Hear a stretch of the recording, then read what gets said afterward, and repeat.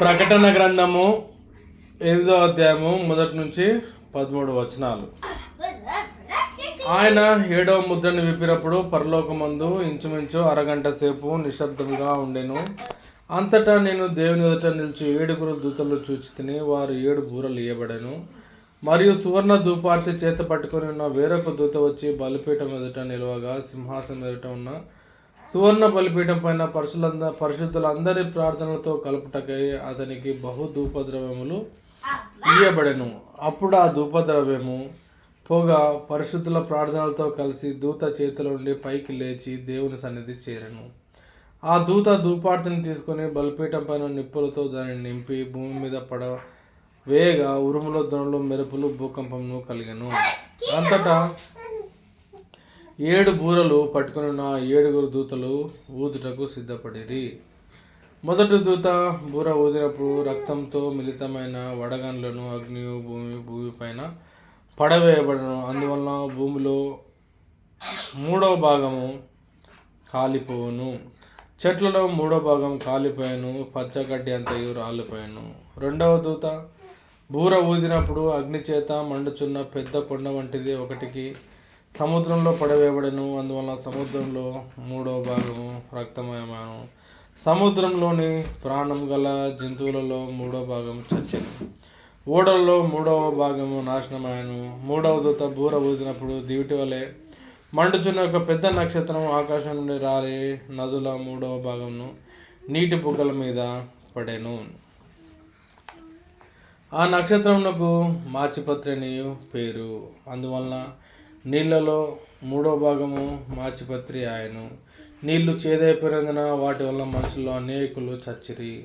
4వ దూత బూర ఊదినప్పుడు సూర్యచంద్ర నక్షత్రములలో 3వ భాగము చీకటి కమ్మునట్లును, పగటిలో 3వ భాగమును సూర్యుడు ప్రకాశింపకున్నట్లు, రాత్రిలో 3వ భాగము చంద్ర నక్షత్రంలో ప్రకాశించినట్లు వాటిలో 3వ భాగము కొట్టబడను. మరియు నేను చూడగా ఆకాశ మధ్యమున ఒక పక్షి రాజు ఎగురుచు బూరలు ఊదబోచున్న 3 దూతలు బూరల శబ్దమును బట్టి భూనివాసులకు అయ్యో అయ్యో అయ్యో అని గొప్ప స్వరంతో చెప్పుట వింటిని. ఇక్కడ మనం చూసినట్లయితే ప్రకటన గ్రంథం 8వ అధ్యాయంలో 3వ భాగం అన్న మాట చాలాసార్లు వస్తుంది. ఇక్కడ 7వ ముద్రను విప్పినప్పుడు పరలోకమందు అరగంట సేపు నిశ్శబ్దంగా ఉంది. అంతటా దేవుని ఎదుట నిలుచు 7 దూతలను చూచితిని. వాడు 7 బూరలు వేయబడెను.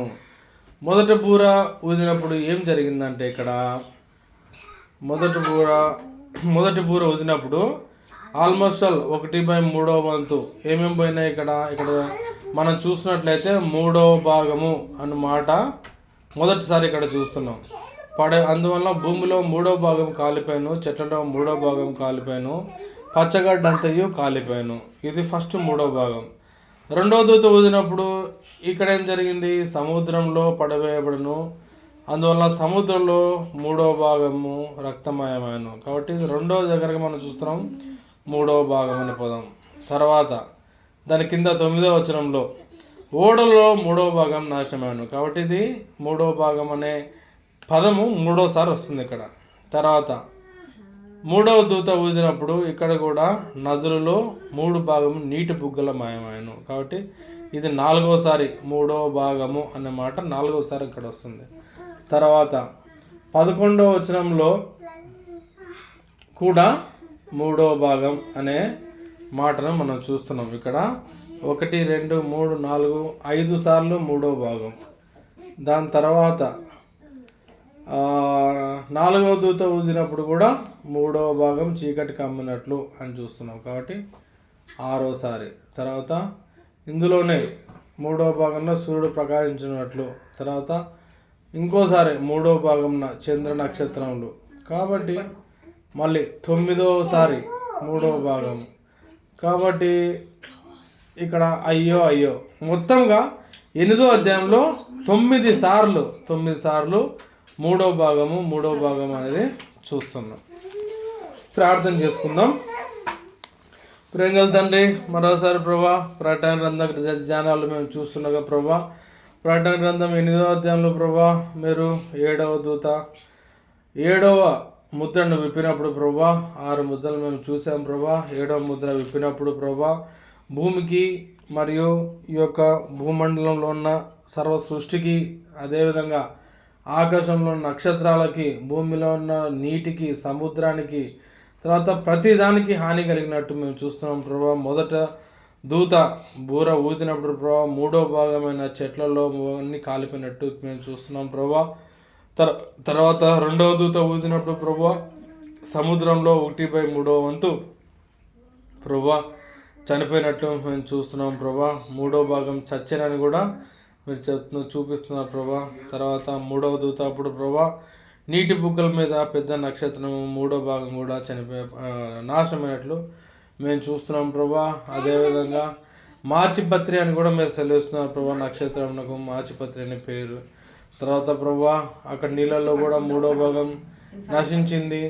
4వ దూత ఊదినప్పుడు ప్రభా ఇక్కడ కూడా చీకటి కమ్మింది. సూర్యచంద్రులు కూడా చీకటి అయిపోయినారు. చంద్ర నక్షత్రంలో కూడా వాటి యొక్క కాంతిని ఇవ్వకుండా పోయినారు ప్రభా. ఇటువంటి భయంకరమైన ఇబ్బందులు ప్రభా మీరు మా కోసం ముందే రాసి ఉంచి ప్రభా ఈ యొక్క బాధను లేదా ఈ యొక్క 2వ మరణంను ప్రభా, 2వ నరకంను, ఈ యొక్క బాధలను తప్పించుకోవాలని మీరు మాకు ముందే సెలవిచ్చి ప్రభా మీరు మాకు ప్రకటన గ్రంథంలో రాసిచ్చిన విధానం బట్టి స్తోత్రం చెల్లిస్తున్నాం ప్రభా. ఈ మేము చదువుకుంటుండగా ప్రభా మాకు కావాల్సిన జ్ఞానం తెలివి అనుగ్రహించి ప్రభా ఈ యొక్క మాటల ద్వారా ప్రభా మేము యొక్క విశ్వాసంలో ముందుకెళ్ళి ప్రభా ఈ యొక్క జ్ఞానాన్ని మేము ప్రభా ఇతరులకు కూడా పంచుటకు మీరే మాకు సహాయం అనుగ్రహించమని వేడుకుంటూ, రాబోయే అధ్యాయాల్లో కూడా మీరే మాకు కావాల్సిన జ్ఞానం అనుగ్రహించి వాటిని కూడా మేము అర్థం చేసుకునే శక్తి అనుగ్రహించమని వేడుకుంటూ యేసు నామమున ప్రార్థిస్తున్నాం తండ్రి. ఆమేన్.